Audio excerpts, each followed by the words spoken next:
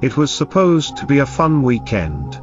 Jack, Sarah, Mike, and Lisa had planned a camping trip deep in the woods, far from the city's noise. They had heard stories about the Blackwood Forest, but none of them believed in ghost tales. After hiking for hours, they finally found a clearing near a small lake. The sun was setting, and the air grew colder. They quickly set up their tents and started a fire. As they roasted marshmallows, Mike smirked and said, Mike grinned. They say a long time ago, a group of campers disappeared here. No one ever found them. Some say their spirits still roam the forest, searching for new victims. Sarah shivered.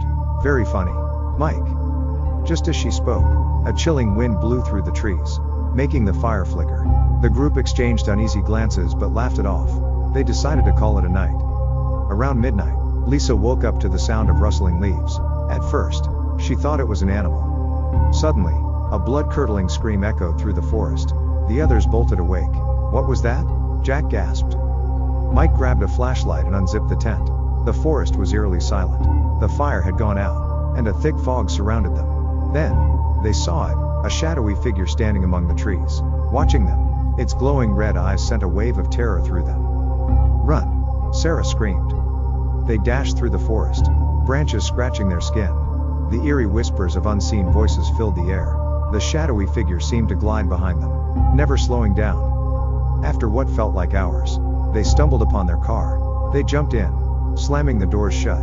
Mike fumbled with the keys, his hands trembling. As the engine roared to life, Lisa dared to look back.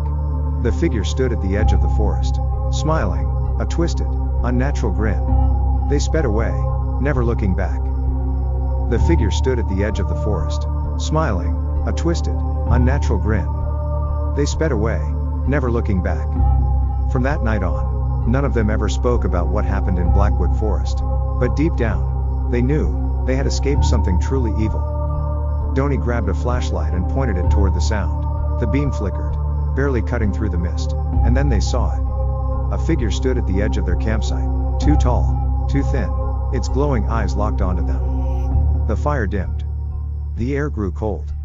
And then, darkness. By morning, there was no trace of the campers, only torn tents, a dying fire, and 4 sets of footprints leading into the forest that never came back out.